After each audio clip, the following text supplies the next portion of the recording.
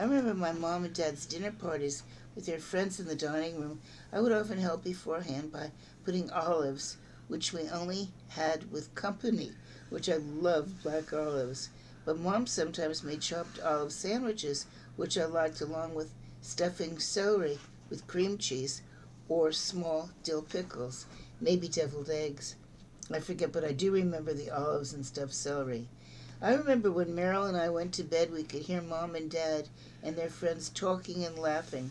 Dad was a big joker, and we would recognize their various voices, and Ethel Cohn had the loudest laugh. Bill Jacobowitz had the squeakiest and tiniest voice, and Minette Cohn was the prettiest, except, of course, for my mom. Barbara Goch's parents, can't remember their names. Oh, Myra was the mom, were the strangest, she being awkward and unfeminine, and he a little too polite and nice. Barbara Goch married a guy with last name of Bobo. She became Barbara Goch Bobo. What a deal. They were Yosemite campers, too. I remember hearing Dad's car pull up just about the same time each night. If I remember, it was about 6 p.m. and just in time for dinner. I remember our seating arrangements, always the same.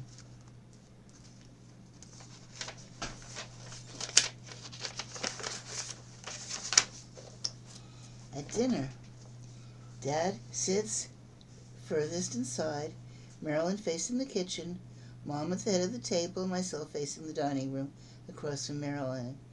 I remember eating celery before Dad came to the table because the noise of chomping or chewing the celery. Why does it say 5 on top? For that reason? Chewing the celery made Dad nervous. Mom and Marilyn thought it was a pain, but I tried to explain to them that Dad was tired and nervous, and it wasn't a big deal. Even then, I would make excuses for or feel I could understand their point of view and try to accommodate. I remember Dad saying in his joking fashion, I could get so mad I could tear a Kleenex, what we call tissues today, in half. Dad was always telling jokes. After he died, Mom found a notepad with jokes handwritten on it by him in the drawer of his night table. My friends like Linda Setzer, Gail Barnett, and Joanne Bloomberg would know my father for his saying, Life is not a bowl of cherries, Carol, or he would say when he caught me daydreaming or saying something with my usual enthusiasm, Carol, come down to earth, or even more often, cut out the dramatics.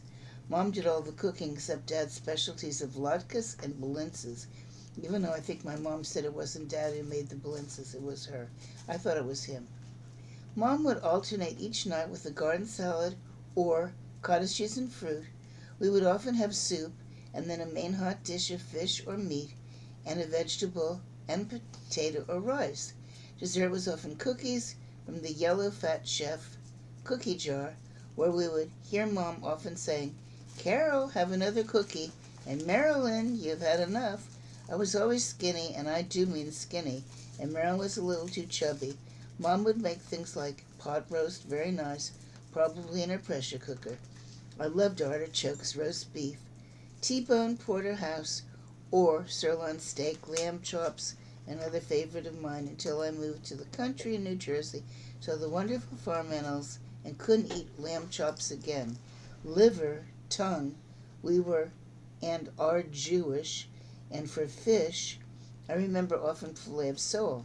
I like that too. Or we might have fruit for dessert.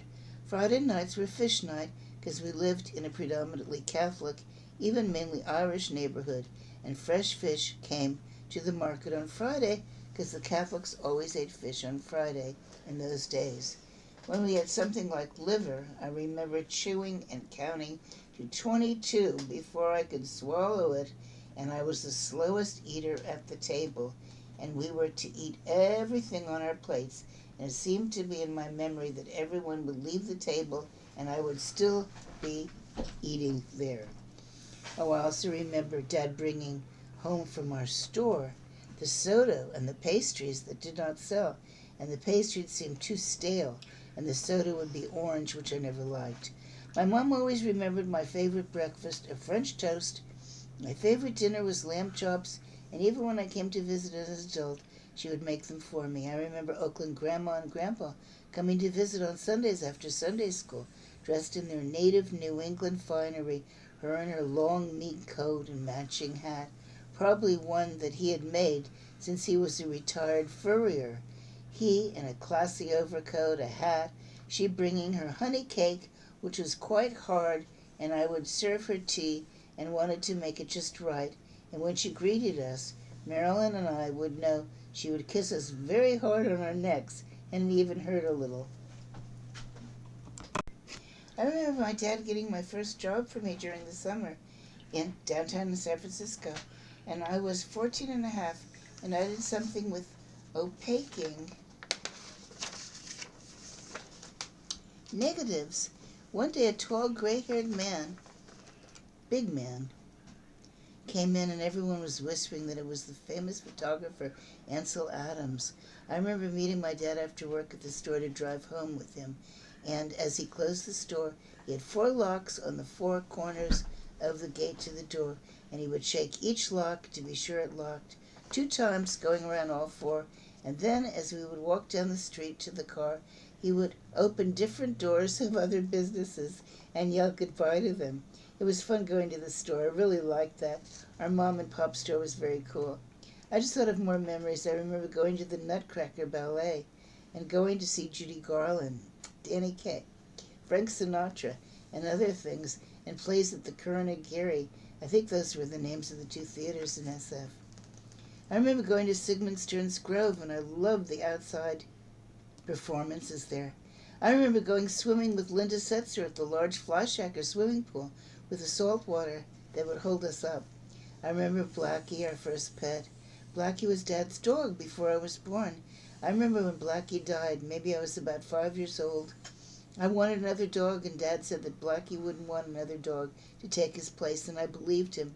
So I got my parakeet, Trixie, and I taught her to say, "Pretty bird," and "Hi, Trixie," and she would fly around the sunroom and walk up a ladder, and I would clean her cage. I remember going to Joanne Bloomberg's and singing pantomime many times and having a crush on first Mervyn Lee and then Stanley Campbell, all through grammar school, and Stanley Campbell liked Joanne Bloomberg, my best friend. Stanley Campbell lived in Edgewood, the orphanage, 2 blocks away from my house, a beautiful building probably from the 1930s or 40s. I remember in college riding in Jim Branch's yellow convertible and visiting him where he lived with his Auntie Biddle. She was one of the famous Biddles. I remember taking philosophy in college and studying Plato, Aristotle, Immanuel Kant, and going with a couple of kids in my class to the beach and reading philosophy, lying down on the sand by the Pacific Ocean. That was really nice. I also remember going down by the beach and reading the play Tea and Sympathy with Jim Branch. I remember having fun in college in AXA, sorority, beach parties, and the stress of midterms and finals. I remember the day in college that we found out that a classmate had been killed by a shark right at the beach in SF that we would go to. I remember Aunt Molly and Uncle Dan taking me to the Fairmont Hotel on my 16th birthday for dinner, and I was so close to one of the very great jazz musicians ever, Satchmo, Louis Armstrong, and it was the only time I ever had frog's legs. Very tasty, and like a very small chicken. What a treat to see Satchmo. I remember when Aunt Molly and Uncle Dan adopted a baby, but Aunt Molly was too nervous, and they had to return the baby. I also remember Aunt Molly and Uncle Dan had a cute beagle dog, and they let me choose the name, and I named him Roy, probably because of my first movie star crushes. Probably the very first was Roy Rogers. After that was Rock Hudson, Paul Newman, and the biggest crush was, of course, James Dean. One day Aunt Molly was walking Roy, and somehow he had run out into the street and was killed by a car.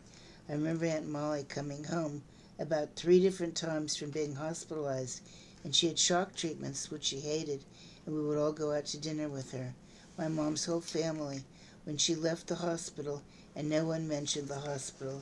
Aunt Molly was probably the relative that I feel was the most sensitive and understood me, and probably most people, and was the most supportive to me, more than any other relative.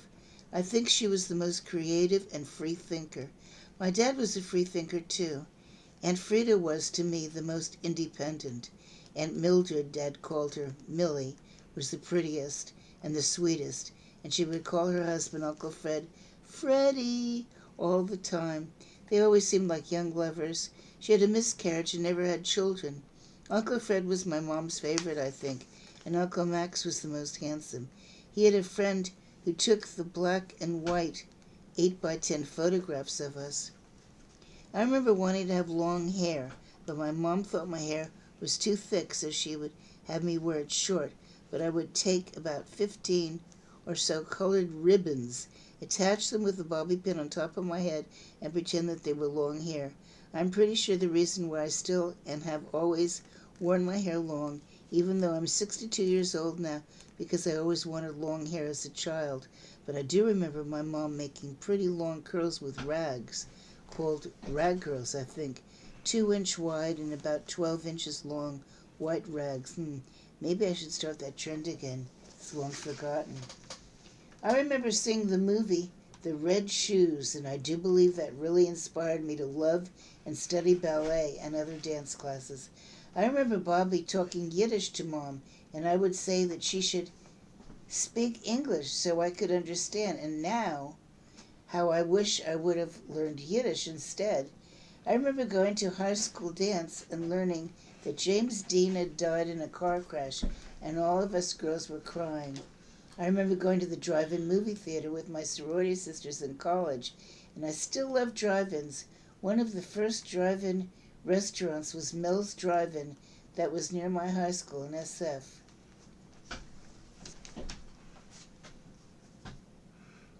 Okay.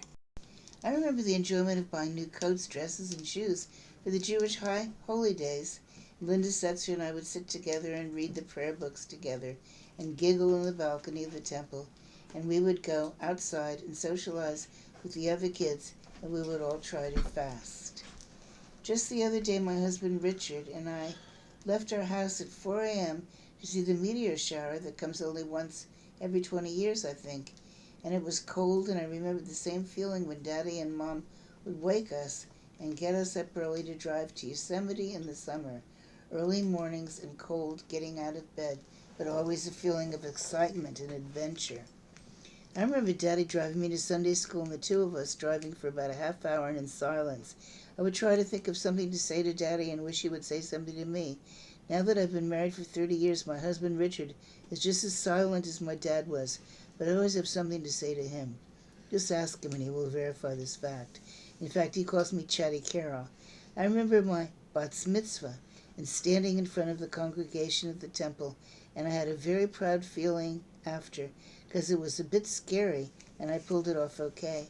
I never did get confirmed, because I was often picked on by pushy, busty girls in my Sunday school class, and I begged my mom to let me stop going to Sunday school just before I was to be confirmed. I remember high school days, going to school early to be in junior day dance entertainment, and senior day a dance committee, and running for and being class officers. I remember Aunt Molly coming over to make flyers to advertise that I was running for office, and we would do this on our dinner table. I remember my surprise sweet 16 birthday party, and I think I was dating Bob Rosen, which was one of my many crushes. In fact, I remember what I wore to that party: matching aqua blue sweater and straight skirt. I loved those 50s fashion styles. We sometimes wore cardigan sweaters backwards with the buttons in the back, and I made straight skirts with kick pleats. Gil Barnett thought I was fickle with so many different boyfriends. I remember my first date. Marilyn and her friend, forget her name, but she married a Tover twin. Well, they fixed me up with her younger brother, who was very good looking, and he took me to an ice skating date. And I wasn't too adept at ice skating, but it was fun. But I was nervous and too shy. Oh, I remember. It was Naomi Spring, and her brother's name was Basil Spring.